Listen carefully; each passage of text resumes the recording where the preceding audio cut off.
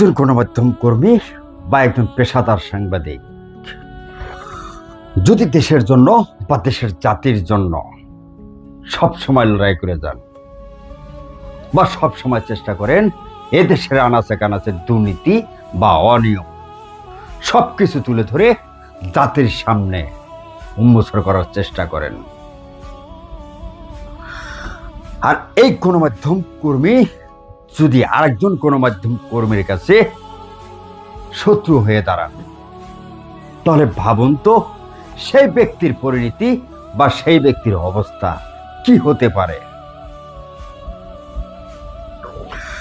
যেমন এই কুমিল্লাতে, আমি নাম পরিচয় বলবো না, তবে তার বিবরণ বা তার উদাহরণ আমি একটু তুলে ধরার চেষ্টা করব। একজন নারী বা গণমাধ্যম কর্মী বা সাংবাদিক দীর্ঘদিন ধরেই এই পেশার সাথে জড়িত, অথচ সেই ব্যক্তি গত 5 আগস্টের কিছু তথ্য বা কিছু ফুটেজ নিজেই সংগ্রহ করেন, আর এই ফুটেজ বা তথ্য যখন সম্প্রচার করার চেষ্টা করেন বা একাধিক রাজনৈতিক মহল জানেন ওনার কাছে কিছু তথ্য বা ফুটেজ আছে, তখনই নেমে আসে বিভিন্ন জায়গা থেকে হুমকি, এমনকি মিথ্যে মামলা দেওয়া হয়। 1টি 2টি নয়, 15টি মামলা, তাও আবার 7 থেকে 8 বার জেল হাজতে পর্যন্ত পাঠিয়েছেন। এখন বিষয় হলো যে একজন গণমাধ্যম কর্মী যদি দেশের জন্য বা জাতির জন্য বা দেশের সাধারণ মানুষের জন্য যদি দিনে বা রাতে যুদ্ধ করে যান বা লড়াই করেন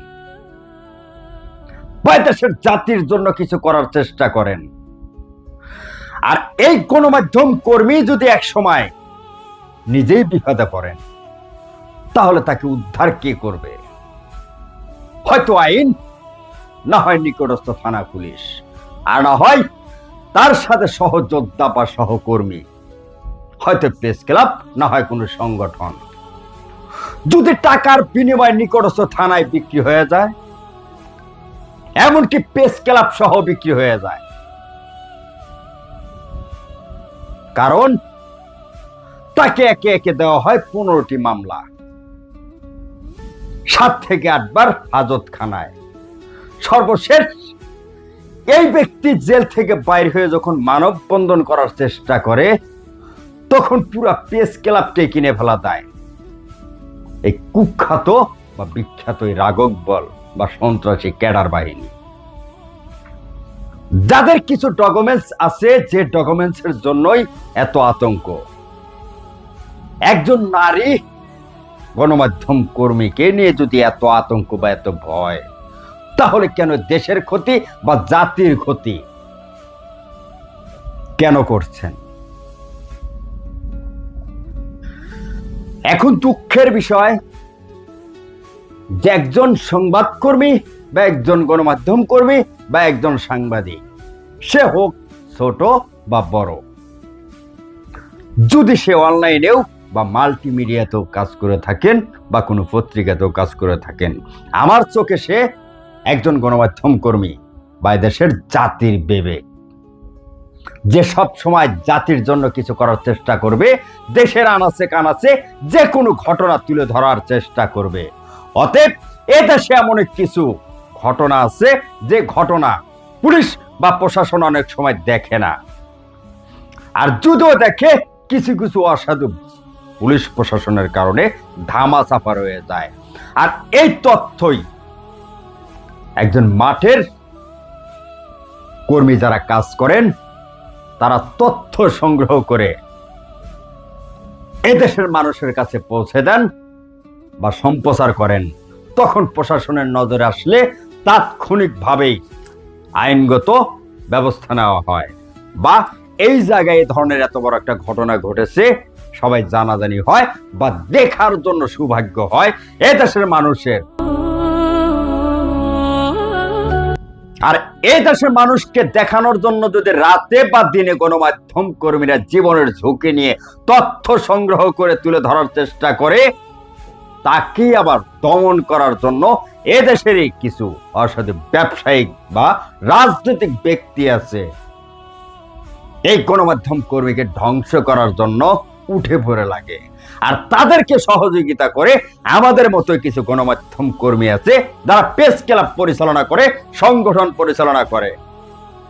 আপনি একটাবার ভাবুন, একজন গণমাধ্যম কর্মী যখন বিপদগ্রস্ত হয় বা বিপদে পড়েন, তখন যদি এ দেশের সব প্রেস বা গণমাধ্যম কর্মী বা যারা সংগঠন পরিচালনা করছেন বা প্রেস ক্লাব পরিচালনা করছেন বা প্রেস ক্লাবের কমিটি যদি সবাই একত্রিত হয়ে তার পিছনে সহযোগিতা করেন, আমার তো মনে হয় ওনার আর কোনো এই ধরনের বড় ধরনের বিপদ বা আগামী ভবিষ্যতে ঘটবে মনে হয় না।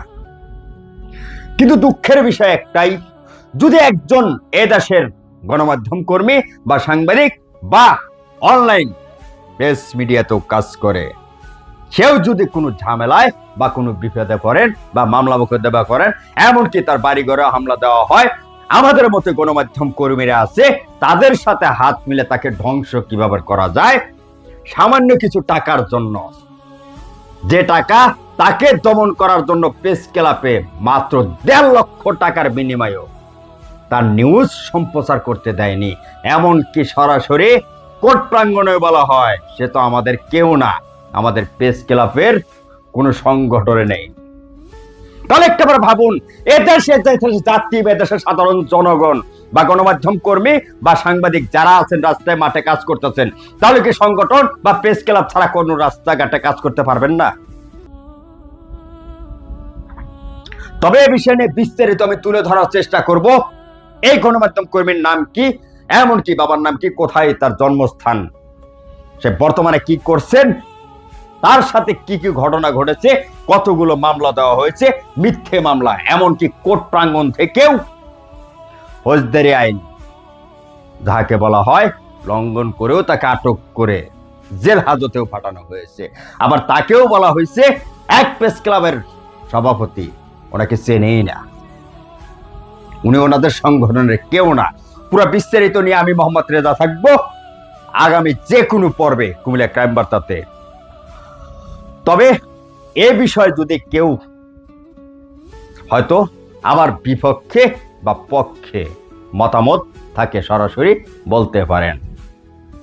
তবে আমরা আছি বিগত দিন যেভাবে সাধারণ মানুষ বা দেশের মানুষের সাথে সবসময় চেষ্টা করেছি এ দেশের জনগণের সাথে থাকার জন্য বা দেশের জনগণের উপকৃত করার জন্য বা দেশের আশেপাশে জানাছে কানাছে যে ধরনের ঘটনা ঘটুক না কেন সবসময় সত্য ঘটনা তুলে ধরার জন্য।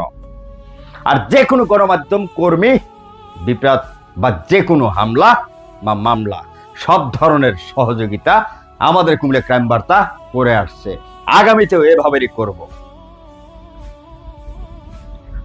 তবে আপনার আশেপাশে যে কোনো তথ্য বা যে কোনো ঘটনা আমাদেরকে দিয়ে সহযোগিতা করুন। ভালো থাকবেন, ভালো রাখবেন। আল্লাহ হাফেজ।